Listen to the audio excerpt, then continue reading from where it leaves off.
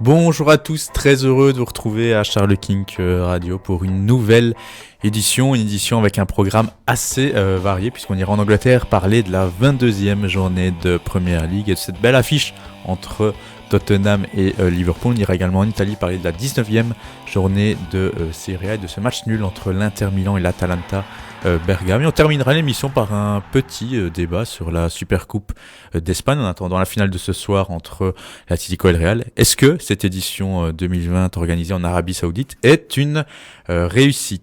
Pour ceux qui nous suivent sur YouTube, n'oubliez pas d'activer la petite cloche. C'est important pour suivre de près notre contenu. Au passage, n'hésitez pas à liker la vidéo et à vous abonner si vous nous découvrez. C'est toujours aussi sympa. D'ailleurs, merci aux derniers abonnés de la chaîne. Alors aujourd'hui, pour cette émission, on va dire européenne, même mondiale, puisqu'on ira jusqu'en Arabie Saoudite, comme je l'ai dit.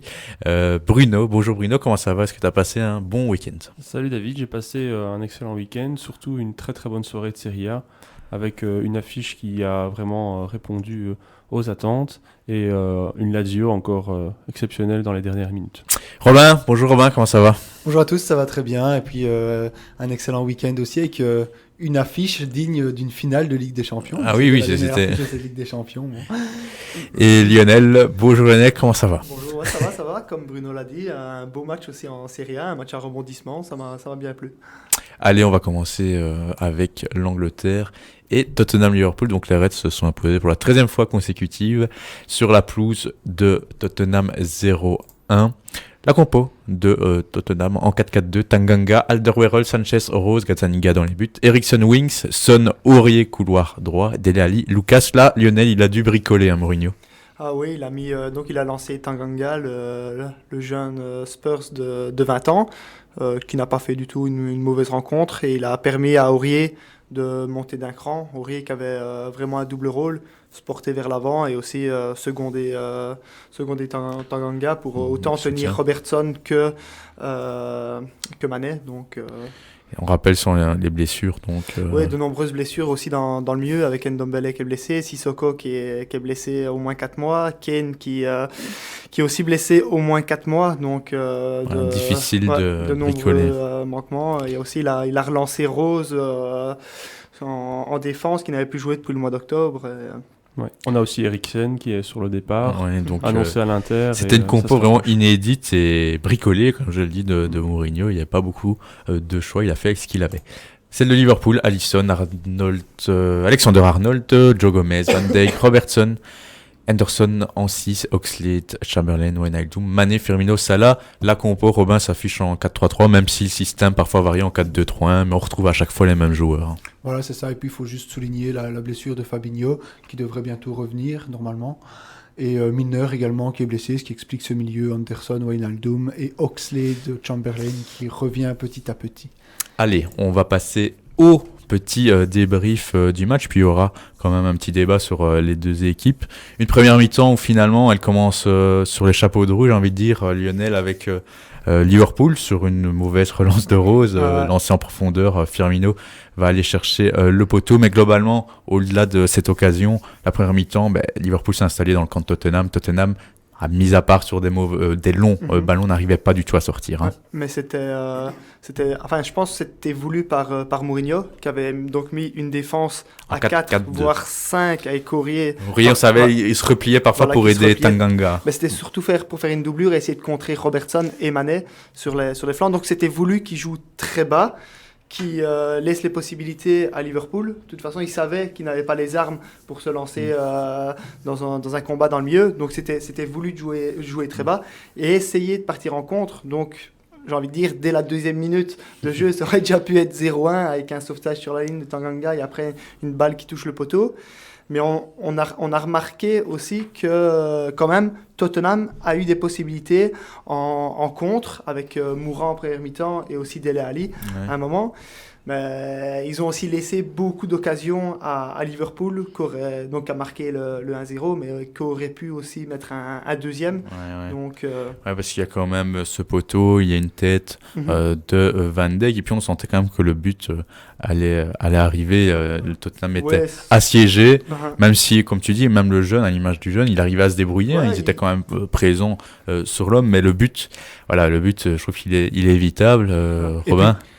Et puis on sent que, je veux dire, Tottenham joue à domicile, dans leur fameux nouveau stade, etc. Et ça rentre dans le match petit bras. Vraiment. Où au bout de 2 minutes, ils sont déjà acculés, c'est déjà un poteau. Et ils ont de grosses difficultés à sortir. Ils n'essayent même pas de tenir un peu le ballon dans le milieu pour pouvoir repartir. Non, c'est ok. On s'accule derrière et on essaye de lancer des longs ballons.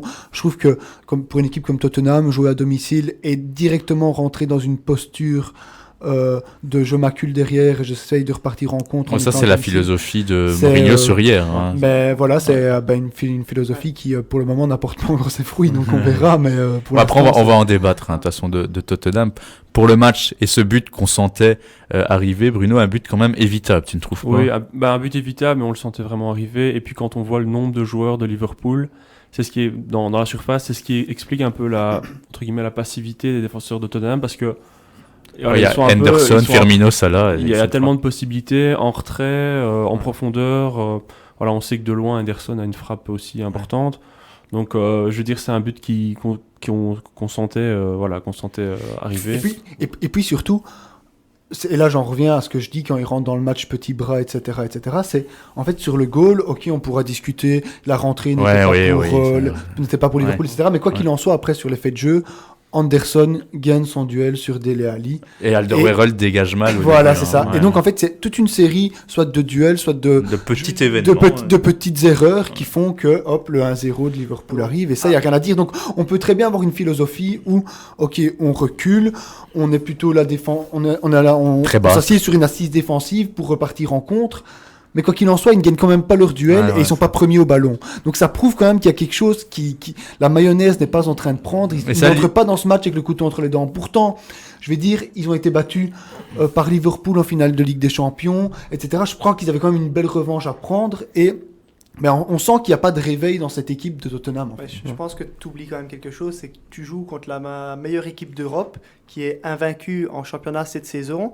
Avec raison de plus, alors tu dois rentrer avec le couteau entre les dents. Avec de nombreuses blessures, comme Kane, qui n'a pas il n'y a pas d'autre attaquant qui s'est joué comme lui joue en pivot. Donc voilà, tu joues devant avec Son et Lucas Moura. Donc, mis à part jouer le contre et jouer sur la vitesse. Ouais, mais t'as pas compris mon propos. Ce que je dis, c'est que tu peux jouer le contre, mais à un moment donné, même si tu joues dans cette philosophie-là, etc., tes duels, tu dois les gagner, tu dois rentrer dans le match avec le couteau entre les dents. Ça, c'est parce et là, tu perds toute une série de duels.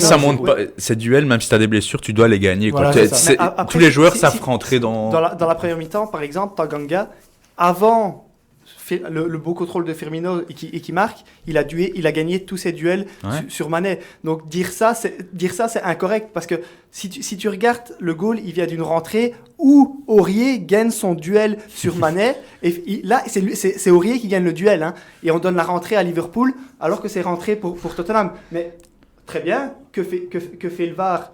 À mon avis, il n'intervient pas sur les sorties en tout cas. Il n'intervient pas sur ce genre de choses. Très bien. L'action commence au moment où il y a la rentrée, il y a un mauvais placement sur la rentrée, ça passe trop facilement. Alderweireld se trouve en dégageant. Après, là encore, il y a une faute de main autant d'Henderson et après de Ali qui amène à la phase de but. Ça, la règle, c'est faute de main, qu'elle soit volontaire ou involontaire, qui amène une action de but, doit être annulée. Le VAR intervient et n'annule pas. Non, mais ça, c'est pour revenir aussi sur l'aspect arbitral, forcément, qui hier a eu son importance. On sait bien que pour gagner, il y a quand même beaucoup de risques. Pour revenir sur tes propos, la physionomie de match de Mourinho a été saluée en Angleterre, parce que malgré ce que tu dis, malgré une première mi-temps où Tottenham était très fort reculé, je pense que c'est la première fois en Angleterre cette saison qu'à la fin du match, l'équipe perdante contre Liverpool se dit « Ouais, aujourd'hui, pour le même prix, on prenait les 3 points. Oui, c'est vrai que Liverpool avait quelques... Non, mais il y a eu des occasions, ils les ont pas mises. Ouais, mais ça, on reviendra sur la deuxième mi-temps. Mais certainement pas en première mi-temps. C'est surtout en deuxième mi-temps qu'ils ont décidé de sortir. Ouais, on va parler, mais la première mi-temps, on va achever juste le petit débrief avec le but de Firmino pour ne pas aussi enlever le talent du Brésilien. C'est quand même un but incroyable, hein, Bruno là. Il y a peu d'attaquants comme ça en pivot. Petite Kane sait le faire. Et ça, un contrôle orienté, une frappe instantanée comme ça, c'est 5 étoiles. C'est chapeau 1. De toute façon, il est chapeau 1 dans notre jeu. Beaucoup d'agilité de la part de Firmino qui est capable de se retourner, qui est capable aussi de juste rester simplement en pivot avec des gens comme Salah et Mané qui gravitent autour. Donc oui, certainement, voilà. On sait qu'il n'a pas forcément marqué énormément, mais dans les grands matchs, il est toujours là. Toujours là. Alors, on va quand même rentrer cette petite deuxième mi-temps où là, Tottenham, non, ça c'est le débat sur Tottenham, mais Tottenham s'est un petit peu réveillé, a commencé à sortir, ils étaient obligés de toute façon. Alors, on a vu aussi Lamela et Lo Celso rentrer. Et là, en effet, Lionel, on a quand même vu un Liverpool qui doutait un petit peu sur cette deuxième mi-temps. Enfin, on a envie de dire, bon voilà, ils n'ont pas plié, mais c'était déjà un peu mieux côté Tottenham. Ils ont été mis en difficulté de...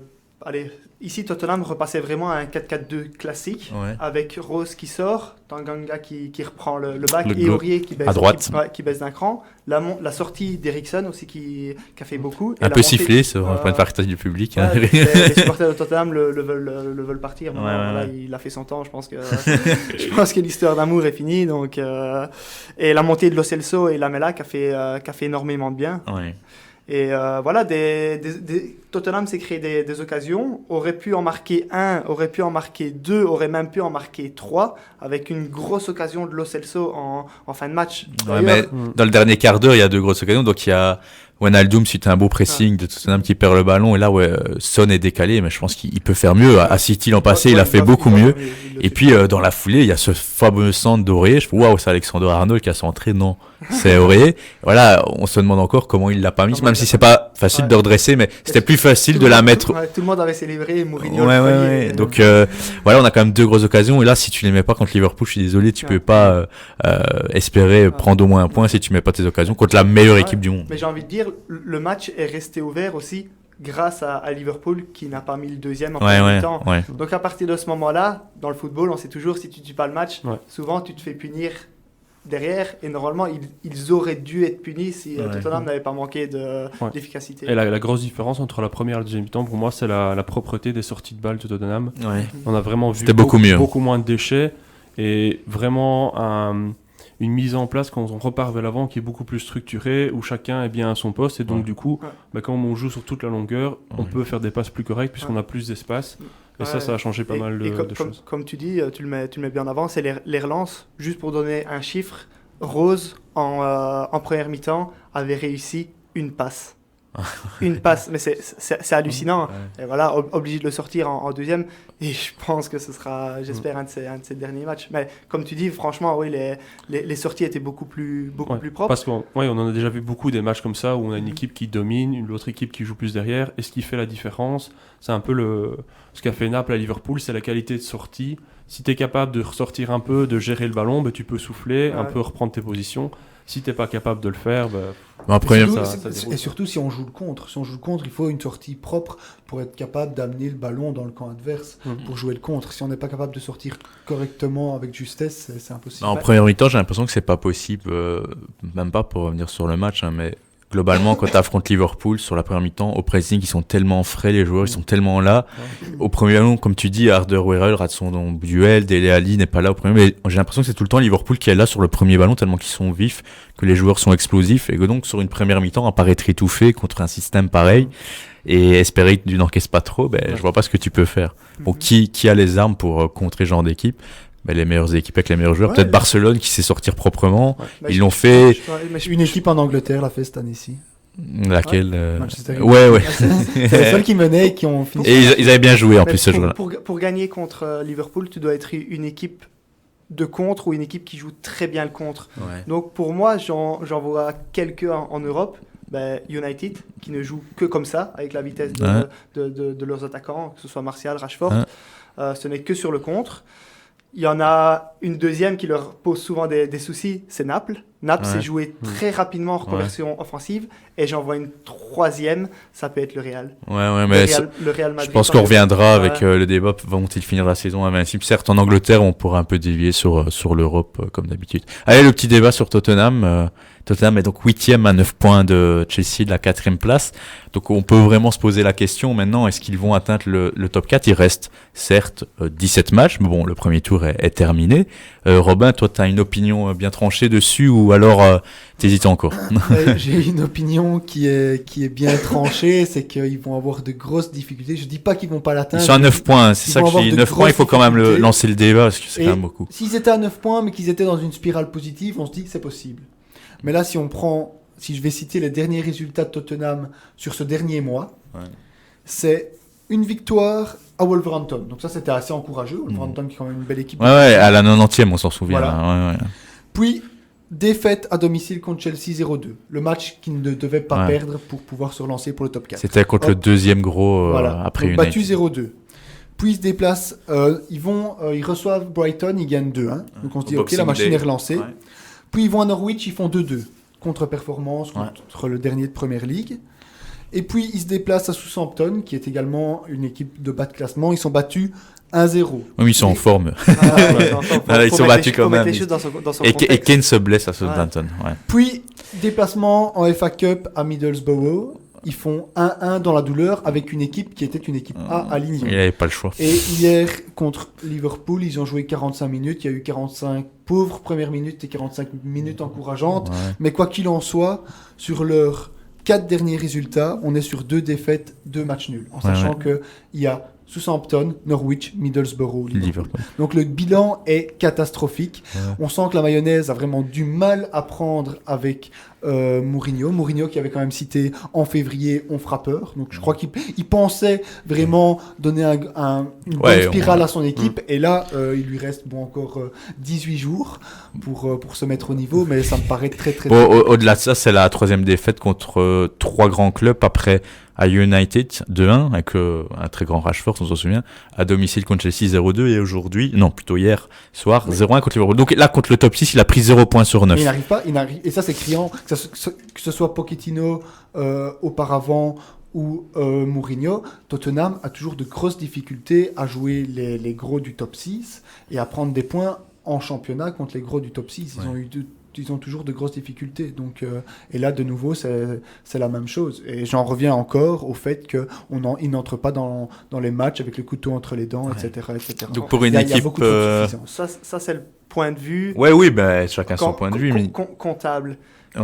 Quand tu regardes d'où il vient et vers où il va, il y a beaucoup de positifs. D'un côté, il a énormément de blessures. Il doit faire avec un effectif très serré et énormément de blessures. Sissoko... qui est ces 2 dernières années peut-être le meilleur joueur à Tottenham, est blessé jusqu'à la fin de saison. Kane, qui est la star de l'équipe, est blessé jusqu'à la fin de saison. Il y avait un Vertonghen qui était le pilier de la défense ces dernières années, n'y arrive plus cette année-ci. Et maintenant, par rapport au match d'hier, on voit qu'il y a quand même une défense qui a tenu la route. Tu ne prends qu'un goal contre Liverpool. Ça n'a pas été catastrophique, ça a même été très bon en deuxième mi-temps à la défense à 4, avec des sorties de défense très propres, comme on l'a dit. Donc là, maintenant, je pense que derrière, il a sa base défensive, qui va peut-être être améliorée durant le mercato. Après, maintenant, par rapport à cette base défensive, il va pouvoir aussi insérer les nouveaux joueurs. Donc Lo Celso, par exemple, Lamela, qui revient de blessure, qui n'a pas encore fait un match complet, qui fait des bons matchs. Lo Celso, qui n'a pas encore fait un match complet et qui fait des très bonnes entrées. Ça, c'est des joueurs qui n'étaient pas physiquement prêts en début de saison et qui commencent à trouver le rythme. À côté de ça, il y a des joueurs qui vont quitter le navire, des joueurs comme Eriksen. On sent que c'est quand même finalement une saison de transition. Non, mais on sent en fait que c'est la fin... Oui, de l'ère Pochettino déjà et de ses joueurs. Et d'un cycle, même si ce cycle n'a rien apporté en fait à Tottenham. Ouais, bon, ils étaient quand même des top 4. de top Voilà, 3 aussi, donc ça c'est pas mal. Ça a quand C'est même pas- apporté que Tottenham est un club maintenant qui joue la Ligue des Champions Ouais, c'est ça. chaque année depuis combien de temps 4 ans. Bah, Robin, c'est c'est- vrai, c'est ce qui se fait de mieux J'ai- en je- c'est ce qui se fait de mieux en Je l'ai Angleterre. toujours dit, pour moi, Tottenham est une équipe qui était en sur-régime, avec des joueurs qui étaient en sur-régime. Et cette année, je crois qu'il le paye, il le paye le prix plein, c'est-à-dire qu'il y a presque pas eu de renouvellement dans cette équipe. Et on sent qu'il y a des joueurs qui sont totalement à court de souffle. Voilà, On pense dans- Eriksen c'est fini. Ouais. Vertonghen, ça devient vieux, il est plus capable d'aligner tous les matchs, il a toujours des petites blessures, etc., etc. On sent que Kane, cette saison, il a vraiment du mal en termes de blessures, etc. Dele Alli, il est très loin de son grand niveau. Même Son, qui bien souvent tire l'équipe vers le haut, hier on voit son occasion ratée. Il doit quelque chose qu'il faire n'aurait jamais mieux. raté Ouais, mais auparavant. il sort de 3 matchs de suspension, il n'a plus un match dans les jambes le mois passé. Donc il arrive un peu à court Mais il y a un problème de gestion, il n'y a aucun joueur qui est... Et c'est ça que je dis que, pour moi, ils n'atteindront pas le top 4, il n'y a aucun joueur qui est au point physiquement, mentalement. Il y a des grands errements dans cette équipe. Dans le milieu, il y a énormément de blessés, il n'y a personne pour les remplacer. Pourquoi ? Parce que ces 2 dernières années, Tottenham, ça n'a recruté presque personne, ou du moins ça a recruté Lo Celso, etc. Des joueurs qui ne sont pas encore au point. Ndombele blessé, etc. Tu peux pas les envoyer là maintenant dans la bataille. Ouais. Je pense que on va peut-être souvent les critiquer cette année quand ils sont en transition. Le top 4, ça va faire peur. En effet, je pense qu'il aura peur. Ils vont pas faire peur, mais il aura peur en février parce qu'on verra ils sont à combien de points de Chelsea, parce que Chelsea est 4e à 9 points, je le rappelle. Il faut- Le recrutement de cet hiver et d'été va être décisif Il faut quand même. mettre aussi les choses dans son contexte, c'est que par exemple, si on prend l'exemple de leur adversaire direct d'hier, Liverpool, Ouais. ils font une excellente saison où ils doivent être champions, Ouais. ils finissent 2e. Après, il y a des joueurs qui quittent ou qui veulent quitter le navire. On se rappelle de Coutinho qui discutait qu'il voulait aller gagner la Ligue des Champions avec Barcelone. Ouais. Il a quitté le navire. Suarez, il a quitté le navire. Ouais. Là, ça, Sterling aussi. Ouais, Sterling, ça criait de tous côtés, oui, Liverpool qui rate un cycle, etc. Liverpool a pris le cash des joueurs qui quittaient le navire. Ils ont très bien réinvesti. Maintenant, c'est la meilleure équipe d'Europe. Je ne dis pas que ce sera le cas à Tottenham, mais à un moment, voilà, il y a eu un cycle, il y a eu des belles années avec des joueurs. Ces joueurs-là ont peut-être envie d'ailleurs, c'est des joueurs qui arrivent aussi, qui se rapprochent de la trentaine, qui ont peut-être envie d'un dernier défi ailleurs. Donc des joueurs comme Rose, comme Eriksen, peut-être comme Vertonghen, c'est des joueurs qui vont devoir quitter. Et quand eux seront partis, Tottenham va pouvoir réinvestir. Ouais, mais Lionel, le problème c'est que tu cites Liverpool qui a vendu Coutinho, mais ils ont vendu Coutinho combien ? 160. Ouais. Voilà. Avec des bonus. Tottenham, ils vont vendre qui ? Oui, mais Eriksen, il va partir presque gratos. Oui, mais Tottenham et puis qui ? Oui, mais Tottenham n'a rien acheté ces dernières années. Donc le cash pour acheter, ils l'ont. Leur problème, c'est la masse salariale. Donc les joueurs doivent partir pour pouvoir en acheter des nouveaux. Tu peux pas donner 2 salaires. Il y a un salaire qui doit s'en aller pour en offrir un nouveau. C'est juste ça la raison. Donc voilà, c'est un club en construction. En Angleterre, tu as 2 façons de voir les choses. Tu Manchester City, tu arrives avec 1 milliard et tu fais une équipe en 5 ans, ce qui a été fait. Ou alors, tu construis un projet, t'as pas de milliards et le projet prend plus longtemps. Et on voit que pour le moment, tu discutes cette année-ci, moi je vois que le projet est une réussite. Quand on voit où ils sont et où ils vont, le projet est une réussite. C'est un club qui, sans argent, arrive à se créer une place dans le top en Angleterre. Il y a de nombreux clubs qui ont essayé. Mais s'il rate le top 4 Sans ici, top 4, il peut avoir des conséquences. Tu mets un club en péril, hein. Non. Tu mets un club en Pas, péril. peut-être pas un an, en fait, parce que je la juge quand même comme une saison de transition où Mourinho aura son mot à dire. Certes, voilà, je pense qu'il risque rien cette saison, mais l'an prochain, là, il sera attendu. Après, mais Là, il sera entendu. Et là, s'il n'y a pas de top 4, encore une fois, on risque de voir un licenciement est-ce qu'il y a pas des au bout de joueurs 2 qui ans. vont tout doucement commencer à se questionner? On parle de Kane étant comme un top joueur mondial, un top attaquant, mais à un moment, si lui, il a atteint plus le top 4 et Ouais. il gagne rien avec Tottenham, est-ce qu'à un moment, il va pas se dire, bon, tout compte fait, si je veux écrire mon nom dans l'histoire, faudrait peut-être que j'aille voir ailleurs. Non, parce que quand il a déjà fait de nombreuses interviews, etc. Il explique, pour lui, c'est un joueur qui est totalement à part des générations qu'on connaît. Il le dit ouvertement, il fait for me, football is not about money. Donc, c'est pour ça aussi qu'il n'a pas un énorme salaire. Il sait très bien la chance qu'il a d'être à Tottenham, la chance qu'il a d'être un footballeur professionnel. Et il a grandi à Tottenham et il a envie de faire grandir Tottenham. Donc, peut-être qu'à la fin de sa carrière, il aura envie d'un dernier défi ailleurs. À l'heure actuelle, il a envie de rester à Tottenham. Il est capitaine de Tottenham. Il est considéré comme un des meilleurs attaquants du monde. Il a joué une finale de Ligue des Champions l'année passée. Il est capitaine de l'Angleterre et il va peut-être tirer l'Angleterre pour aller gagner l'Euro cette année-ci. Donc, il a envie de quoi? Il joue dans le meilleur championnat du monde et où il joue, il va rester en Angleterre parce qu'après, il a des envies peut-être d'être chroniqueur en Angleterre comme certains joueurs l'ont été. Mais c'est quelqu'un de très intelligent. Il prépare déjà son après-football. Par contre, sa blessure, c'est vrai que ça devient récurrent, ça, qu'on n'avait pas l'habitude de le voir. Il sera retapé pour l'Euro, c'est pas encore sûr. Il reprend les entraînements, c'est prévu qu'il reprenne les entraînements début avril. Ok, ça parce que vu la concurrence en Angleterre, il y en a d'autres qui sont... il y a Danny. Il y a une jeune génération qui est là aussi. Mais je pense que pour Tottenham, je pense qu'on y verra plus clair le 1er février. Ça sera terminé, parce que là, il y a trop de... Eriksen et Vertonghen, c'est des joueurs mythiques de ces dernières années de Tottenham, et s'ils sont un peu entre deux chaises, ça a un impact aussi sur tout le collectif. Donc on fera le point après. On peut un peu passer sur Liverpool. Bruno, tu peux continuer. Maintenant, la question qu'on peut se poser, qui se posait déjà peut-être au Boxing Day après cette performance à Leicester, mais là on est un peu après cette période de fête de fin d'année. Ils ont encore gagné 0-1 hier, avec des petits doutes certes, mais ils gagnent encore. 13e victoire consécutive en championnat. La question peut-elle commencer à se poser? Est-ce que Liverpool va finir invincible la saison? Les derniers invincibles, c'est Arsenal. On sait bien que Patrick est attentif à la performance de Liverpool. Il commence à stresser. Il prie même que Manchester, la semaine prochaine, batte Liverpool. C'est dire où est Arsenal en ce moment. Non mais sans blague, est-ce que Liverpool finira invincible? Pour moi, oui.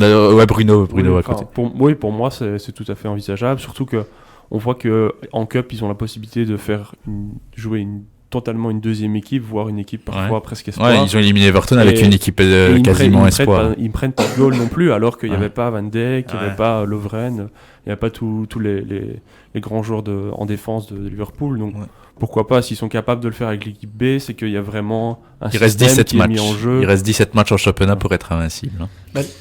Nous sommes le 12 du 1. La dernière défaite, c'était le 3 du 1. Et le dernier goal encaissé de Liverpool en championnat, il date du 4 du 12. Dans le derby contre Everton, où le match se termine 5-2. Donc, depuis le 4 du 12, ils n'ont plus encaissé un seul but. C'est 0-3 contre Bournemouth.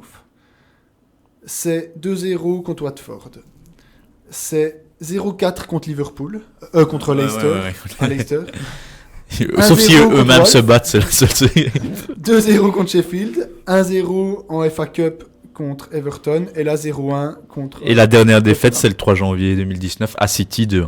Voilà. Donc la semaine prochaine, ils reçoivent Manchester. Ils reçoivent United.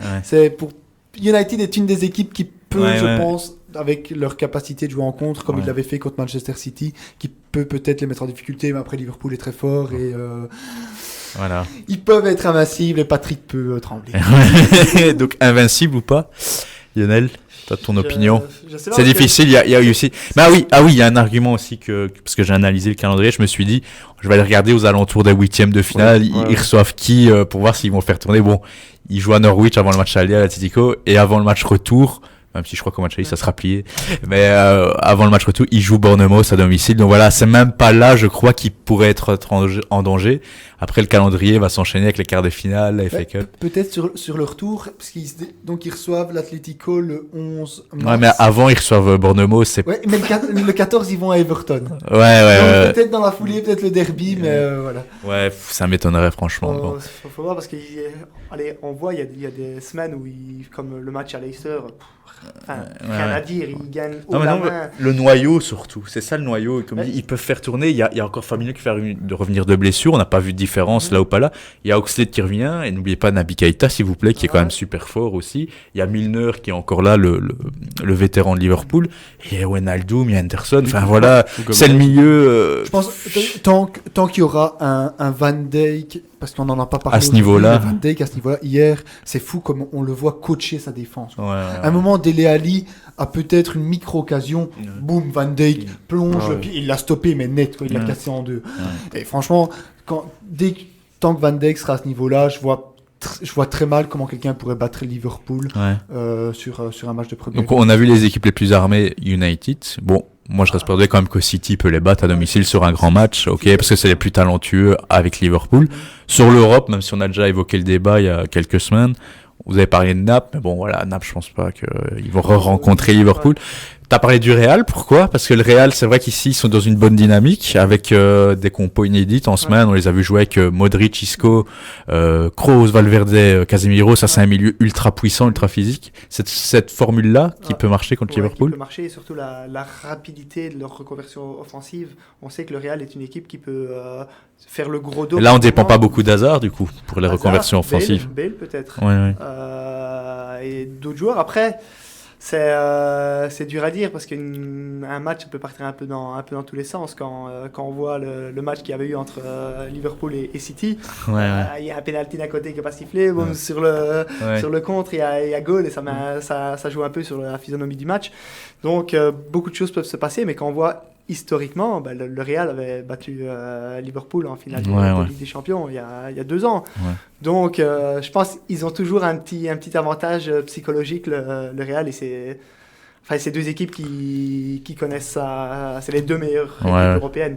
Ouais, donc, quasiment. Ce serait un beau... En Europe, enfin au palmarès européen. Pour moi, ça serait peut-être aussi le Barça, parce que c'est les seuls à jouer déjà en Ligue des Champions, la dernière grosse défaite de Liverpool, c'est à Barcelone, et 3-0. Ouais. Et parce que c'est la seule équipe pour moi qui est capable de retirer de la possession à Liverpool pour le moment, qui est capable complètement de faire vraiment du 50-50. Il dépend quand même de Messi beaucoup, voilà. Qui dépend beaucoup de Messi. Si Messi est pas là, moi je pense que Manchester City peut le faire, parce que ça reste quand même... C'est au mois d'avril, City-Liverpool, je pense. Le titre sera déjà plié, mais... Ouais, mais ça reste quand même deux équipes qui s'équivalent, même si on voit défensivement, City...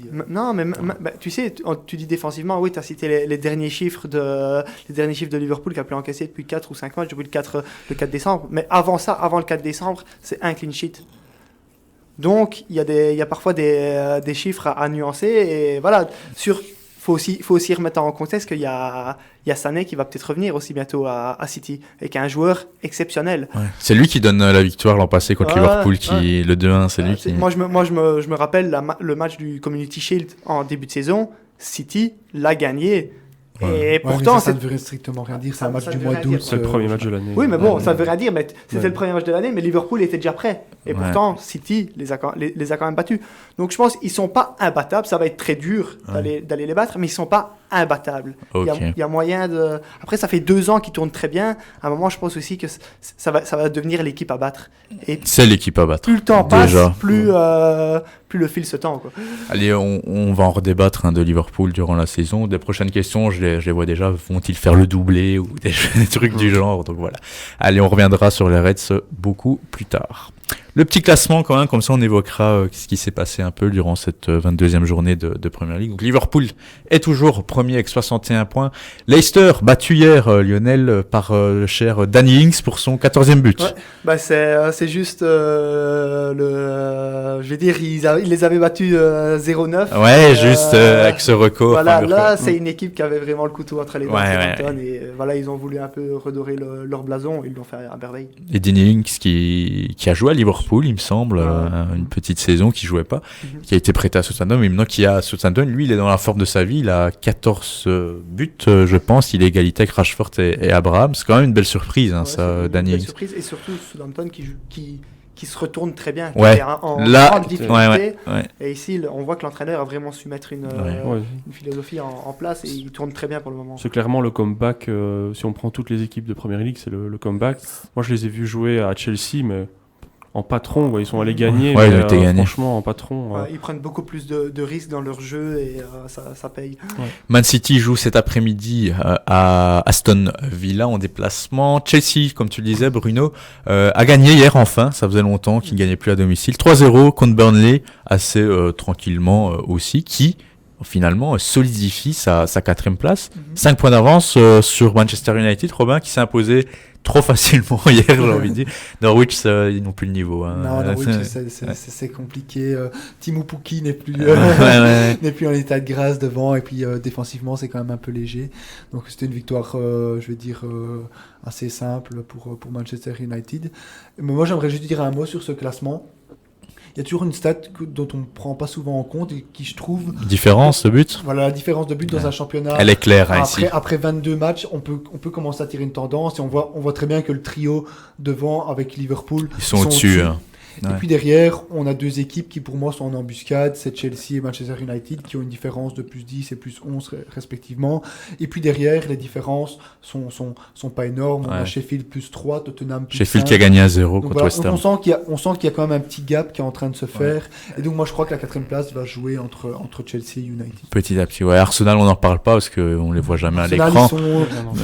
Faudra voir un peu comment ça va tourner avec Arteta. Eux, je pense qu'il faut tête à l'Europa League, point final. Moi, je pense que, voilà, se préparer à l'année suivante, etc. Hier, belle décision du VAR hein, quand même, parce que l'arbitre donne jaune à Aubameyang. Avec le ralenti, on voit que c'est super clair que c'est rouge. Et c'est vrai qu'avec le ralenti hier, pour revenir de Robertson sur Tanganga, c'est vrai que sur le ralenti, on voit que la semelle est bien enlevée. Je me demande s'il exclut pas, moi, parce que les deux vont au duel en fait. Et c'est pas comme Aubameyang. La balle premier. Ouais, mais il a touché à un moment. La règle, c'est si l'intégrité du joueur est mise en danger, l'arbitre doit intervenir et s'il n'intervient pas, le VAR doit prendre sa décision. Ouais, mais pourtant, il n'est pas en retard. Hein, donc non. Je sais pas si je pense qu'on peut, mais je pense qu'on peut laisser jaune pour excès d'engagement. Voilà, c'est ça. Mais Même rouge, c'est trop sévère. Mais moi, sinon, alors les joueurs n'iront plus au duel. Pour revenir sur la décision sur Aubameyang, elle est très claire et elle est correcte. Et je pense qu'il doit prendre les 3 matchs de suspension, comme c'est dans la règle en Angleterre. Concernant Robertson, je l'ai senti très nerveux hier. Il a été mis en difficulté par Aurier et Tanganga par rapport à la mise en place de Mourinho. Il était nerveux. Il y a ce mauvais geste sur Tanganga qui, pour moi, personnellement, vaut au minimum une jaune, au minimum, voire plus, parce qu'il met quand même, il touche la balle, mais il essuie bien les semelles sur Tanganga, et ça peut être très dangereux. Et à côté de ça, il y a un autre très mauvais geste sur Alderweireld qui n'a pas raison d'être il laisse un petit peu le pied. Il laisse traîner le pied. C'est vrai qu'il est fort nerveux, Robertson. C'est avec les crampons, c'est avec le dessus du pied. Oui, mais normalement, ça, c'est, je vais dire, Son l'a fait contre Chelsea. Il a pris 3 matchs, alors qu'il y avait rien de très dangereux. À un moment, il n'a pas à faire ça, point barre, c'est tout. Surtout que tu gagnes, t'es premier avec plus de 15 points. Quelle est la raison? Je ne comprends pas. Très bien. Allez, on conclut ici le chapitre anglais. Très long chapitre anglais. On va passer à l'Italie avec Bruno. Donc Inter-Atalanta, un but partout dans la course, j'ai envie de dire, au titre de champion d'hiver, puisque le premier tour se termine ce week-end. On va commencer avec les compos de l'Inter. Handanovic, une défense à 3, Godin, De Vrij, Bastoni. Les pistons, Candreva, Biraghi. Au milieu, Brozovic en premier lanceur. Gagliardini, Stefano Sensi. Et la paire, Lautaro, Lukaku. À noter donc l'absence de Skriniar. Oui, l'absence du Skriniar qui est remplacé par le jeune Bastoni, enfin en tout cas par Godin, mais aussi par Bastoni qui a pris maintenant qui a pris de l'ampleur dans cette équipe, et le choix c'était vraiment, enfin Bastoni pour moi il était directement titulaire avant la composition, sinon une composition classique avec le duo. La paire, on va y revenir, Lautaro, Lukaku. Et juste une absence de Barella qui, moi je pensais aller commencer, mais finalement Gagliardini fait des très bons matchs aussi depuis le début de l'année. Et un très bon Sensi, très, très dynamique et très utile pour repartir. La compo de l'Atalanta, attention, une compo ici que j'affiche en 3-4-1-2, on peut, mais l'Atalanta change de système, on va dire, à chaque minute du match, c'est assez impressionnant. Donc Toloi Palomino, Jim City, Golini dans les buts. De Roon, Pasalic, ce sont peut-être les deux seuls qui n'ont pas changé de position. Goossens, Hateboer sur les pistons. Gomez, Electron Lip et Ilicic, et Duvan Zapata. L'Atalanta, voilà Bruno, avec ce système pour pas encore rentrer dans le match, mais qui change très fréquemment de position. Les joueurs aussi également changent de position. Oui, on l'a vu en deuxième mi-temps avec on a retiré Zapata qui revient de blessure et qui a pour mettre Malinowski. Pour mettre Malinowski, donc on joue avec un faux neuf. Et avec plutôt Ilicic un peu devant, et puis finalement on se rend compte après, il me semble que c'est après l'égalisation, on va remettre quand même un neuf avec Muriel qui elle aurait pu être le héros de la soirée, mais Handanovic a encore décidé. Et Papou Gomez qui a joué partout. Il est en électronique, mais il joue Gomez, partout. Ça serait intéressant. J'ai pas eu l'occasion de le voir, mais je propose aux gens qui nous écoutent d'aller voir un peu sa zone de travail. Ça doit être un peu intéressant sur le terrain, parce que ça doit être vraiment. juste derrière l'attaquant, mais sur toute la longueur du terrain. On l'a vu super actif, on l'a vu... Moi, ce que j'aime beaucoup chez ces joueurs, c'est que c'est notamment ces centres, où parfois on voit des gens qui font des centres un peu en cloche, où c'est difficile de mettre de la puissance. Lui, ses centres sont vraiment tendus, et la plupart du temps, il suffit de dévier ce ballon-là. C'est vraiment une grande qualité, c'est pour ça qu'il donne beaucoup d'assists. On va revenir sur le match puisqu'il est quand même intéressant et très important, non seulement dans la course au titre entre l'Inter et la Juve, mais aussi dans la course à la 4e place pour l'Atalanta. Le match qui commence sur le chapeau de roue, il y a un poteau de Lukaku, mais il est hors jeu, et puis le but encore, on se demande mais comment ça se fait qu'ils arrivent encore à se trouver ces deux-là. Lukaku pour Lautaro pour Lukaku, qui remet encore une fois à Lautaro et qui conclut de magnifique manière. C'est là pour la 24e but à eux deux. C'est là qu'on voit l'agilité de Martinez aussi. La complémentarité, on la connaît, c'est quasiment un couple maintenant sur le terrain. Donc voilà, leurs femmes doivent être peut-être un peu jalouses parfois. Mais voilà, ils ont été super complémentaires. On a l'impression que c'est vraiment tous les mouvements sont travaillés. Parce qu'à chaque fois, ils tournent, ils partent toujours sur la même ligne et puis ils tournent un peu comme un cercle. Et voilà, c'est vraiment très impressionnant. Ils ont failli ils se sont trouvés encore une deuxième fois parce qu'il y a un sauvetage sur la ligne après de l'Atalanta suite encore une combinaison. Je dis c'est incroyable. C'est une des meilleures paires. J'avais envie de faire un débat peut-être sur eux. Je l'ai pas affiché, mais est-ce que c'est vraiment la meilleure paire d'Europe finalement, le meilleur duo? Parce que des duos comme ça, on en voit pas beaucoup. C'est beaucoup des trios, des attaquants à une pointe. Un duo comme ça en Europe, c'est la meilleure paire pour moi. Bon, c'est vrai que c'est assez provocateur en disant ça. Mais... c'est la plus complémentaire, peut-être pas la meilleure au niveau qualité, mais la plus complémentaire. Je pense qu'on n'a pas encore eu l'occasion de voir la paire Benzema-Hazard. C'est vrai qu'on risque de les voir. On les a vus une fois contre le PSG en groupe. Mais voilà, malheureusement, Hazard. Elle tourne très bien. Et j'ai juste envie de dire sur la remise de Lukaku sur le premier goal, le défenseur de Toloy là se trouve un petit peu. Mais c'est tellement répété, on n'enlève en rien à la face, mais je veux dire, on voit que le mouvement est répété sans cesse à l'entraînement et ça fonctionne parfaitement. Ils se connaissent, ils s'apprécient. Tu le vois pendant le match que parfois, Lautaro qui déborde, qui veut la mettre à Lukaku. Lukaku sait où il va la mettre et le défenseur passe devant, mais ils se comprennent. Mais c'est un spécialiste, c'est un peu Conte comme ça, des duos. Il l'a fait à la Juve quand la Juve a repris son premier titre de champion. Vucinic, Jovinko, c'est ça ? Oui. Il y en a eu plusieurs, mais c'était toujours des duos. On l'a vu quand il a dirigé l'Italie à l'Euro. Il y avait un Graziano Pelé et Giaccherini. Un duo improbable, autant au niveau physique. Moi, j'ai envie de poser une question, parce qu'il y a les rumeurs de transfert. Il veut Giroud. Qu'est-ce qu'il va faire Giroud, à part faire tourner sa paire d'attaque, donc ça va être Giroud, Lautaro ou Lukaku, Lautaro. Je vois que ça pour faire... Parce que Lukaku il joue tous les matchs. Mais ça peut faire mouche. Franchement, Giroud, Lautaro ou même Giroud, Lukaku, c'est quelque chose qui peut... Giroud, Lukaku, Lautaro, on soutient. Giroud, son jeu est... Mais c'est un des meilleurs remiseurs d'Europe. C'est vrai qu'il joue beaucoup en déviation. C'est un des meilleurs remiseurs d'Europe. Donc ça, s'il arrive à lancer Lautaro ou Lukaku, ça peut être monstrueux. En plus, si Eriksen vient à l'Inter, qu'il retrouve son niveau...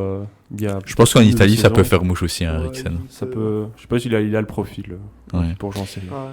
La première mi-temps est quand même équilibrée. Il y a un fait de match incroyable quand même en fin de première mi-temps. C'est ce péno non sifflé pour l'Atalanta. Donc on répète un peu l'action. Il y a un petit, on va dire une petite mêlée là dans le petit rectangle.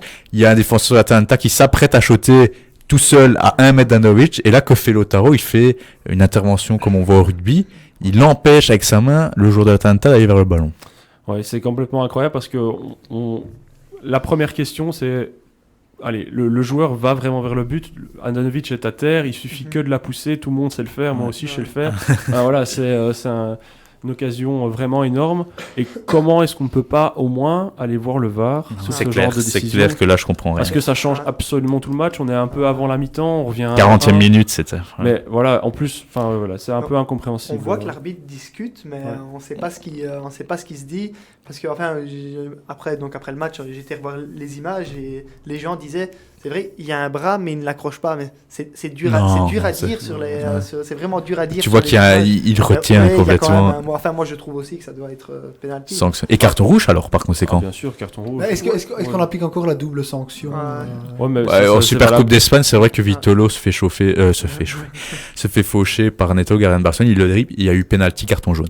Ouais. Donc voilà, je pense que la double sanction, elle est à jour, elle n'est plus... Gazzaniga, ça sorti. Ah ouais, contre Chelsea, elle était carte jaune. Ouais, donc voilà, la double sanction ne s'applique plus. Mais là, pour moi, c'est quasiment comme un Hens devant la ligne parce que le ballon est tellement proche. C'est quasiment comme s'il avait pris de la main. Après, en voyant la phase, on voit peut-être qu'il y a une poussée de Zapata à la base sur Martinez. Ouais. Mais bon, je veux dire, il faut au moins aller le revoir. Après, s'il décide que finalement il y avait faute du joueur de l'Atalanta, de Zapata, ben voilà, bon, il revient pas en arrière ou il siffle, mais voilà, au moins aller voir pour dire, je vais quand même vérifier, il n'y a pas de certitude sur cette phase. Après, on discute de ça, mais l'Atalanta a eu l'occasion avec le penalty en fin de match de gagner le match. Donc s'il met le penalty, finalement ça. Ouais, on va se plonger sur la deuxième mi-temps, une deuxième mi-temps finalement qui ressemble pas du tout à la première. Finalement, Bruno, c'est l'Atalanta qui domine de la première à la dernière minute de la deuxième mi-temps. Malinowski rentre à la place de Zapata, il trouve tout de suite le poteau, et là on voit l'Atalanta pied sur le ballon. Attaque posée, changement de position entre les joueurs, ils ont tout dominé finalement. Ouais, ils ont vraiment dominé. Autant c'était plutôt équilibré en première mi-temps. Ouais. On voyait l'Inter qui ressortait bien. En deuxième mi-temps, l'Inter était complètement. Ils ont décidé de jouer bloc bas et attendre. En fait, j'ai l'impression. Ils jouaient à 5 en défense. Ils jouaient à 5 en défense, donc c'était plus un 3 derrière. C'était vraiment Candreva jouait back droit, Biraghi back gauche. Parce qu'il y avait pas mal de dédoublements avec Gomez qui est capable de changer de direction. Et qui est capable de rejouer sur Gossens. On l'a vu d'ailleurs sur le but égalisateur. Ouais, très beau but de Gossens. Enfin, finition d'attaquant, j'ai envie de dire. Parce que là, Candreva s'attend pas, à mon avis, à ce que le pied de Gossens arrive sur le ballon. Après, il défend pas. Il est un peu passif. Hein. Ouais. Mais il n'a pas le réflexe du défenseur. Pas du tout. Je pense qu'il n'a pas le réflexe non plus. Et il n'a pas forcément la lucidité. Non. Parce qu'il a joué tellement back droit, il a tellement défendu, il est revenu qu'à mon avis, il était plus tout à fait frais à ce moment-là, ça a joué pas mal. Sur la fin de match qui était une domination totale. Il était temps que le match se finisse pour l'Inter, il y a encore 2 fins de match. Moi je me suis dit si l'Atalanta égalise, ils vont gagner le match, ils ont failli le faire, mais il y a une seule action de Brozovic, une action de génie où il fait un sombrero, mais c'est la seule, on va dire, seul exploit individuel interiste et le seul tir au shot cadré. Et il y a ce fameux penalty, Bruno, où là Bastoni il a fait...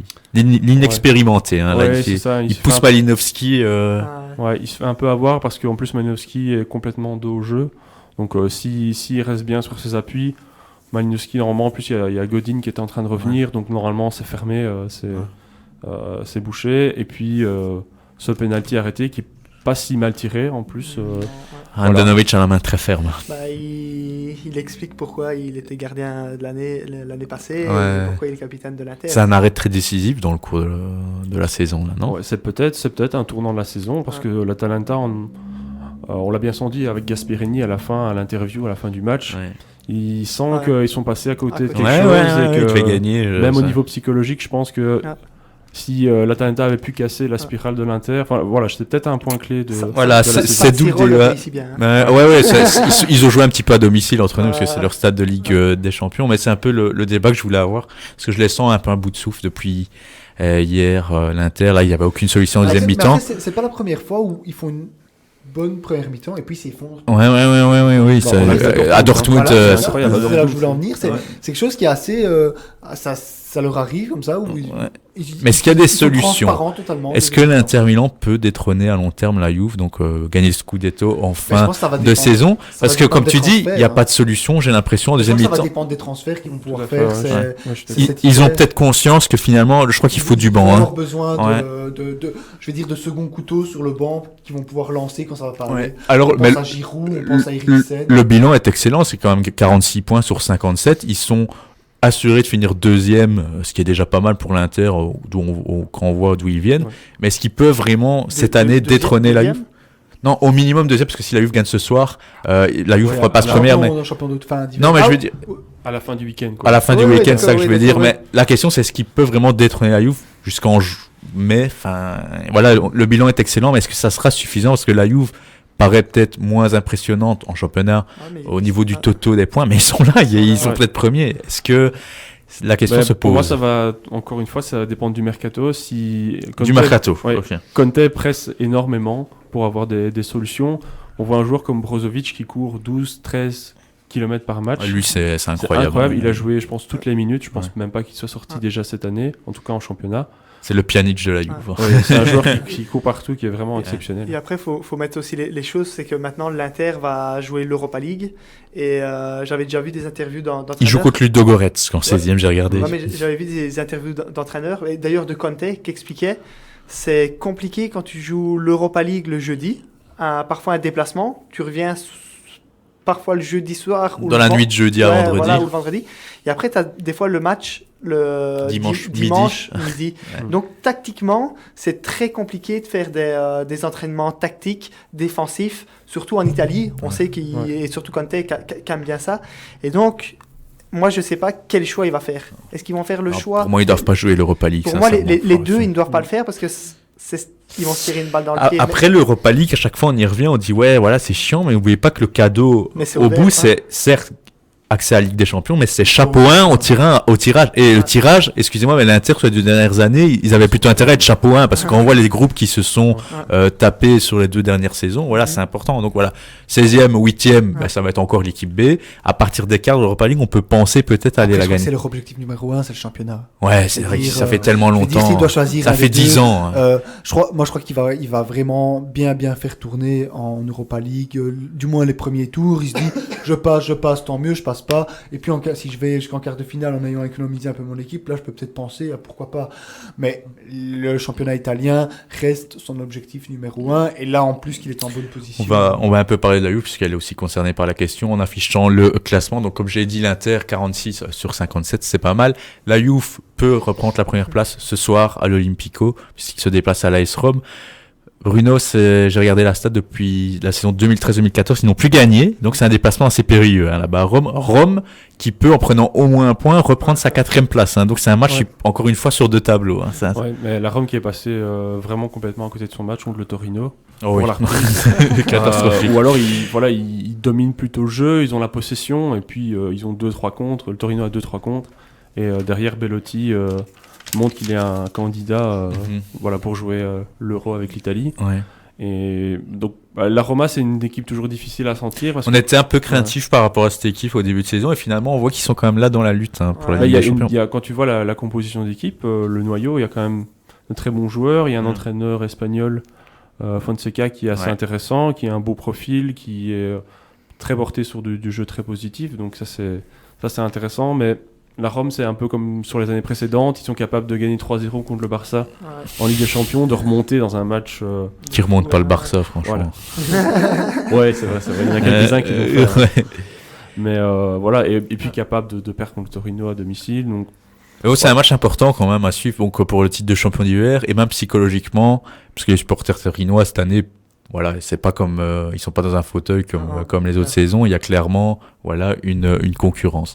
La Lazio, Bruno, est 3e à 42 points, un match de moins que l'Inter. Il pourrait revenir à un point de l'Inter. Si la Juve gagne ce soir, il sera encore à 3 points de la Juve. Mais la Lazio, 10e victoire consécutive hier, 20e but de Ciro Immobile. Il est sur une moyenne de 40 buts, l'Italien. C'est exceptionnel ce qui se passe. Oui, c'est exceptionnel parce qu'on a une quantité de joueurs qui sont au top de leur forme à la Lazio qui est assez impressionnante. On a Luis Alberto, on a Milinkovic qui revient bien aussi de sa blessure au genou. On a une défense qui est très solide, on a un très bon gardien. Un entraîneur aussi qui est pour moi qui est un peu un profil de Conte au niveau de la motivation, au niveau tactique. Simone Inzaghi. Simone Inzaghi qui est vraiment très bon. Et puis ils ont cette capacité d'émerger. Le match à Brescia le week-end passé, ils font un match très très moyen et puis ils s'en sortent comme par magie. Et il y a aussi hier donc un événement exceptionnel, c'est David Ospina, l'ex-gardien d'Arsenal, qui offre quasiment le but à Ciro Immobile. Jusqu'à ce qu'aussi le défenseur de Naples, il y a moyen de la redresser en dehors du but, il la met dans le but. Donc on a l'impression que là, le 30 sur 30, il y a des buts exceptionnels, il y a des buts dans le fin du match. T'as l'impression qu'il se passe quelque chose dans cette équipe. Mais au moins, ils sont en train d'assurer la Ligue des Champions. Ouais, voilà, c'est ça. Ouais, mais eux, leur saison, elle est réussie. Elle est réussie. Je pense pas qu'ils peuvent encore rêver de titre. Ils ont déjà gagné la Supercoupe contre la Juve. Oui, juste, c'est vrai. Ils ont la Ligue des Champions. Ouais, c'est ouais. la bête noire de la Juve. Ouais. Moi, franchement, plus la saison avance, plus je me dis, est-ce que finalement la... Au minimum, ils sont à 3 points de la première Ouais, place. mais est-ce que finalement Ouais. le plus gros... Est-ce que finalement la Lazio n'est pas un synonyme de Leicester en fait? Ouais. Ça serait fou, ça serait fou. Les deux autres qui se neutralisent au profit de la Lazio, ça serait Et incroyable. après, c'est vrai que moi, je suis en train de me poser la question, est-ce que tout compte fait, l'Inter et la Lazio, actuellement, n'offrent pas plus de certitude que la Juve? Je sais pas, parce que la Juve, Ouais, c'est la quand Juve, même c'est fort. Voilà, même si c'est un peu plus laborieux, il y a un nouveau système à mettre en place, ça prend du temps. Ouais, mais justement, Tiens, c'est ça. Mais la Juve les fait un certitudes super sont peu total. importantes. Mais s'ils gagnent ce soir, la Juve, c'est 48 sur 57, c'est que 9 ça, points c'est- perdus, c'est c'est énorme encore aussi, une c'est super énorme moyenne. aussi, Hein. Mais voilà, je trouve que cette année, je pense ils que- offrent moins de certitude. Ouais, c'est parce que c'est Qui- tout nouveau. C'est Qui pas- aurait vu la Juve, par exemple, perdre une finale de Coupe d'Italie, enfin de Super Coupe d'Italie. avant? Personne. Ouais, c'est vrai qu'il Il l'a gagné. Quelles que soient les Ouais. conditions de match, et Ouais. la Juve l'a gagné. Ouais, mais là- tout le temps. Ouais. Et là, La Lazio est vraiment l'équipe qui sait les battre ces dernières années. Déjoué surtout, c'est Ouais, déjoué. qui sait vraiment déjouer la Juventus. Donc, Puis en coupe, ils ont toujours été très bons dans les Ouais. Coupes d'Italie les Ouais. dernières années. Lazio est tenant du titre de la Coupe d'Italie. Hein, Ouais. aussi. Donc, ils ont une belle saison, vraiment une belle année là en cours avec Ciro Immobilier. L'indésirable, je comprends pas.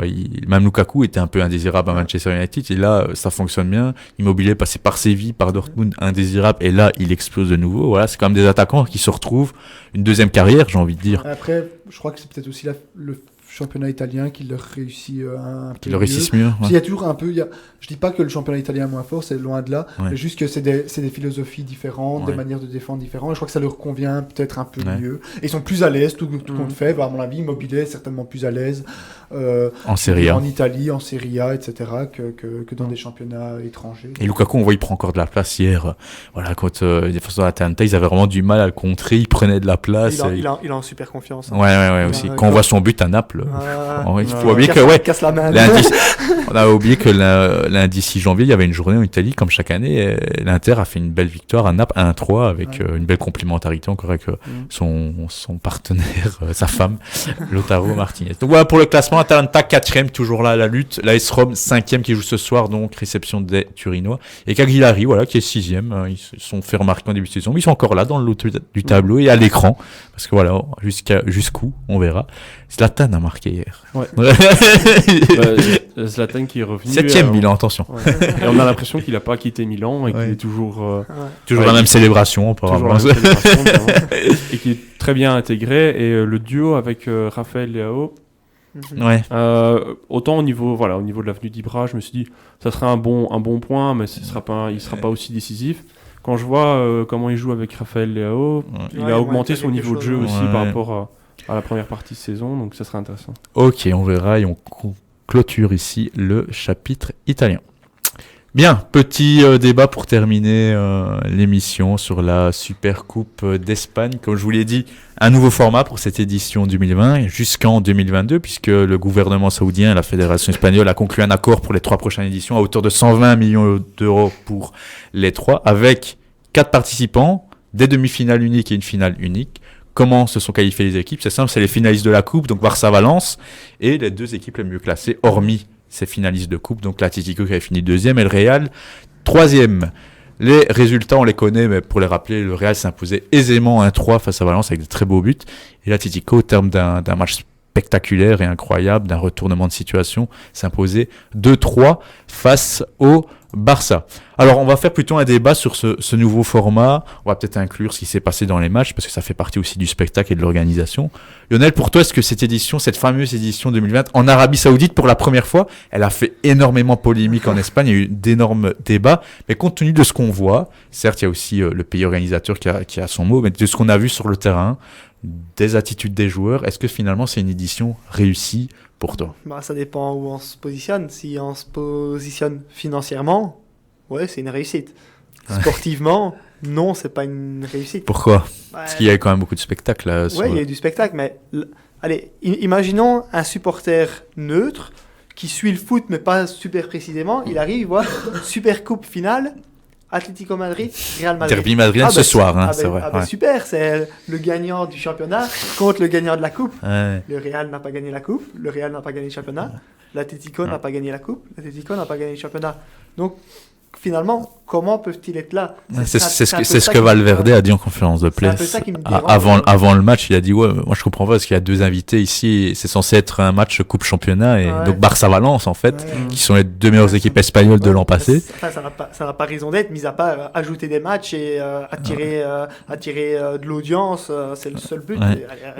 Et d'autant plus faire ce type, je vais dire de format. Parce que c'est un tirage au sort. Au mois de janvier, en fait. Le problème, c'est que dans le football, tout va tellement vite. Les dynamiques qui étaient vraies l'année passée, 6 mois plus tard, ne le sont plus. Et on le voit tout à fait. On voit en fait que on est dans une finale Atlético, Real Madrid. Le Real Madrid qui l'année passée... Saison blanche, on le sait bien. Cette année, ils reviennent relativement bien. Et puis c'est un nouveau coach cette année. Et voilà, et c'est pas un hasard qu'il soit là, mais en fait, c'est pas du tout représentatif, comme Lionel l'a dit, c'est pas du tout représentatif, je vais dire... De la saison passée espagnole, en Espagne. Ça doit être une finale, Barça-Valence, point barre. Donc avant, il faut bien signaler que c'était au mois d'août, donc dans le prolongement de la dernière saison. Moi, ce qui me paraît déjà match aller-retour. Bon, c'était un peu parfois soporifique au mois d'août en Espagne, il fait chaud, match aller-retour, ça va être chiant. Le match aller était souvent... C'est vrai qu'au mois d'août, en Arabie Saoudite, c'est pas possible. Ça c'est vrai. Et donc ici, ils se sont dit, on va faire un format tournoi pour peut-être donner plus de piment à cette super coupe. Elle a lieu durant les 3 prochaines saisons, mais quand on regarde le contenu des matchs et les retournements de situation, les buts, etc., la joie des joueurs, les effectifs présents, parce que c'est pas que Messi était sur le banc, hein, Messi, il sautait comme un lapin quand il marquait les buts en semaine. Donc Bruno, toi, ton opinion sur cette Super Coupe, réussie ou alors mitigée? Non, mitigée à cause du format. Le format casse l'esprit de la Super Coupe complètement. Moi, ça me pose pas problème qu'on fasse à l'étranger. Voilà, même si c'est en l'Italie l'a fait aussi, on fait dans des pays sous dictature. Oui, parce que c'est ça. Moi, ça me dérange un peu. C'est pas tellement le lieu à la limite. Bon, on comprend l'importance financière. Pour la première fois que les Saoudiens peuvent voir Messi en vrai, ils étaient tous fous. La médiatisation, pour les gens là-bas, c'est quand même c'est important. Le problème, c'est qu'il n'y a pas de supporters espagnols. Il y en a peut-être quoi, un millier. Moi, ça qui me dérange un peu. Ils peuvent pas se déplacer. Tu joues au foot, un club joue au foot pour ses supporters. Je veux dire, que ce soit vraiment les vrais supporters de n'importe quel club, ils ont envie de se déplacer au stade pour voir leur équipe gagner. Ils n'ont pas envie de regarder un match à 2h du mat devant leur télé, façon de parler. Non, c'est sûr. Donc, après, c'est une finale, c'est la Coupe d'Espagne. C'est la Super Coupe d'Espagne, pourquoi tu vas la jouer en Arabie Saoudite? J'ai l'impression que les formats Super Coupe comme ça, j'ai l'impression que les championnats essayent de trouver comme ça des pays, de délocaliser la compétition. L'Italie l'a déjà fait. Donc, la Ligue 1 l'a fait en Chine une fois. Je me souviens bien, un PSG Lille ou un PSG Monaco en Chine. Voilà, c'est pas les premiers à le faire. Il y a qu'en Angleterre où il reste très traditionnel, j'ai l'impression. Il parle de le faire en Amérique. Hein. Ah ben voilà. Donc, après, c'est très business, hein, c'est parce qu'en fait, nous on voit ça avec, je vais dire, avec nos yeux d'Européens, etc. Mais en fait, tous ces clubs-là, que ce soit Barcelone, le Real Madrid, ils sont payés pour ça aussi. Ils sont payés, mais surtout, il y a pas que des Espagnols qui les supportent, il y a pas que des Anglais qui les supportent. Il y a, quand on pense, les Anglais qui veulent aller le faire aux États-Unis, leur Community Shield aux États-Unis, c'est parce qu'en fait, les États-Unis sont premièrement un marché énorme où le football est en train de progresser et qui est 300 millions potentiels américains qui pourraient supporter une équipe. Ça veut dire quoi? Ça veut dire acheter tous les produits dérivés, etc. Donc en fait, ce n'est que du business. Et il n'y a pas que le fait que l'Arabie Saoudite offre autant de millions pour venir faire leur match dans leur pays, mais c'est surtout derrière tout l'impact que ça peut avoir sur le club. Barcelone qui va faire un match en Arabie Saoudite, c'est peut-être des Saoudiens qui vont tomber amoureux de Barcelone, qui vont aller acheter les maillots, qui vont peut-être se déplacer jusqu'en Espagne pour aller voir un match dans l'année, etc. Donc je veux dire, c'est toute une politique qui est mise en place. Le risque que tu risques d'avoir, c'est que finalement tu vas encore créer un fossé qui sera toujours plus grand entre les top clubs d'un championnat et après les autres clubs qui essaient de s'en sortir. Et on voit bien que finalement ça fausse et ça ne donne plus aucun plaisir à un championnat d'avoir 1, 2, 3 équipes vraiment au top et le reste qui essaient de s'en sortir. J'ai envie de dire, alors, les plus petits clubs d'Espagne qui n'atteignent jamais la finale de coupe. Non, c'est clair.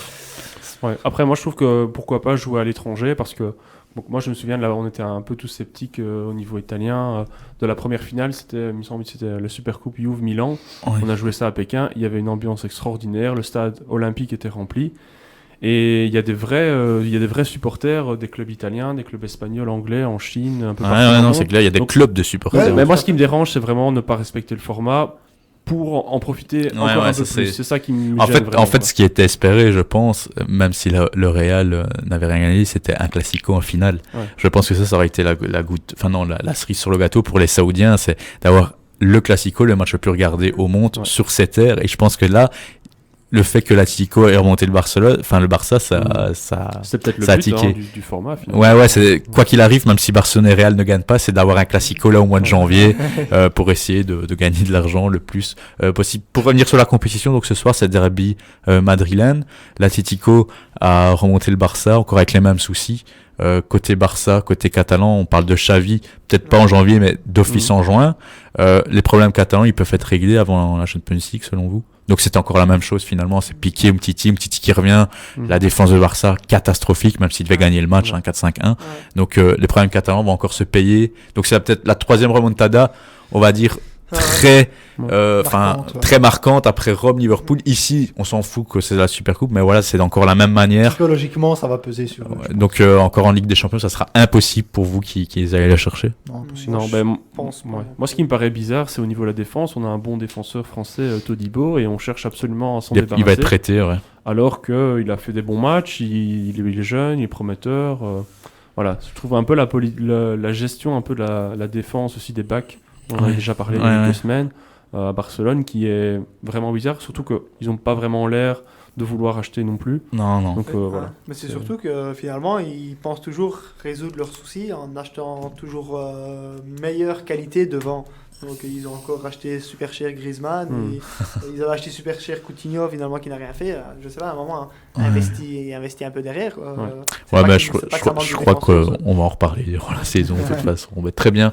On va s'arrêter ici, messieurs. Merci pour ce programme qui était très varié et très complet. Une très belle émission encore de votre part. Quant à vous qui nous suivez sur YouTube, vous pouvez retrouver donc cette émission sur la chaîne tous les dimanches après-midi et en podcast sur le www.radiocharleking.be. On se retrouve très vite pour une nouvelle édition. D'ici là, portez-vous bien. À très bientôt.